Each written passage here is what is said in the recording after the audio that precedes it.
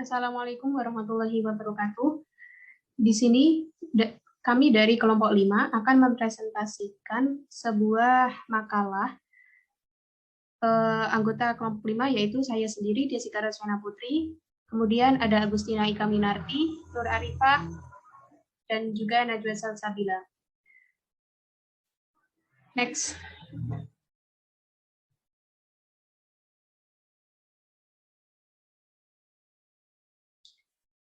Kali ini kita akan membahas tentang yang pertama karakteristik pembelajaran IPA pada abad 21, yang kedua profil dan kompetensi guru IPA abad 21, yang ketiga tugas pokok dan fungsi guru IPA abad 21, dan yang keempat adalah pembelajaran inovatif IPA abad 21. Next. Yang pertama akan disampaikan oleh Agustina Ika Winarti, dipersilahkan. Baik, saya Agustina Ika Winarti akan menyampaikan mengenai karakteristik pembelajaran IPA abad 21. Di abad 21, pendidikan menjadi semakin penting untuk menjamin peserta didik agar memiliki yang pertama yaitu keterampilan belajar dan berinovasi, yang kedua keterampilan menggunakan teknologi dan media informasi, yang ketiga dapat bekerja, yang keempat bertahan dengan menggunakan keterampilan untuk hidup atau life skill. Yang kelima, menuntut pendidikan untuk mempersiapkan peserta didik yang mampu menghadapi persaingan ekonomi global. Pembelajaran abad 21 harus mengajarkan 4 kompetensi, yaitu 1. Communication atau komunikasi, yang kedua collaboration atau kolaborasi, yang ketiga critical thinking yaitu berpikir kritis, dan yang keempat creativity atau kreativitas. Untuk menghadapi pembelajaran di abad 21, setiap orang harus memiliki keterampilan berpikir kritis, pengetahuan dan kemampuan literasi digital, literasi informasi, literasi media, dan menguasai teknologi, informasi, dan komunikasi. Selanjutnya adalah karakteristik pembelajaran IPA abad 21. Melalui pendidikan sains, siswa diharapkan dapat terlibat pada dampak sains dalam kehidupan sehari-hari dan peran siswa dalam masyarakat dengan menerapkan konsep sains dalam pendidikan sains. Siswa Indonesia diharapkan mampu menyelesaikan permasalahan di kehidupan nyata pada era abad 21.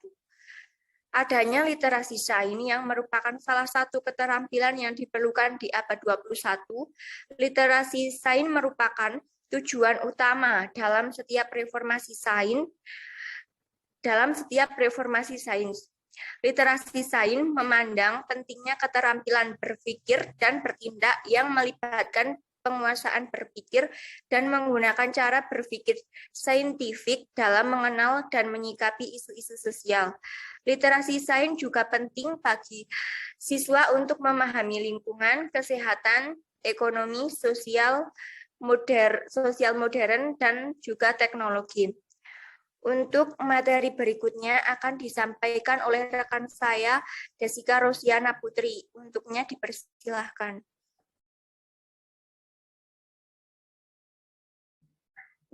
Baik, di sini saya akan melanjutkan materi tentang profil dan kompetensi guru IPA abad 21. Profil guru profesional di abad ke-21 antara lain memiliki 1. Kepribadian yang matang dan berkembang, 2. Menguasai ilmu yang kuat, 3. Keterampilan untuk membangkitkan peserta didik kepada sains dan teknologi, 4. Mengembangkan profesi secara berkesinambungan. Kompetensi yang harus dimiliki oleh seorang guru meliputi 1. Kompetensi profesional. Kompetensi profesional ini sekurang-kurangnya harus meliputi menguasai substansi bidang studi dan metodologi keilmuannya, menguasai struktur dan materi kurikulum bidang studi, menguasai dan memanfaatkan teknologi, menginformasi dan mengomunikasikan dalam pembelajaran, mengorganisasikan materi kurikulum bidang studi, meningkatkan kualitas pembelajaran melalui penelitian tidak kelas. Yang kedua ada kompetensi pedagogik. Kompetensi pedagogik sekurang-kurangnya harus meliputi memahami karakteristik peserta didik dari aspek fisik, sosial, kultural, emosional, dan intelektual. memahami latar belakang keluarga dan masyarakat peserta didik dan kebutuhan belajar dalam konteks kebinekaan budaya, memahami gaya belajar dan kesulitan belajar peserta didik. Yang ketiga adalah kompetensi kepribadian. Dalam kompetensi kepribadian, sekurang-kurangnya harus meliputi menampilkan diri sebagai pribadi yang mantap, stabil, dewasa, arif, dan berwibawa. Menampilkan diri sebagai pribadi yang berakhlak mulia dan sebagai teladan bagi peserta didik dan masyarakat.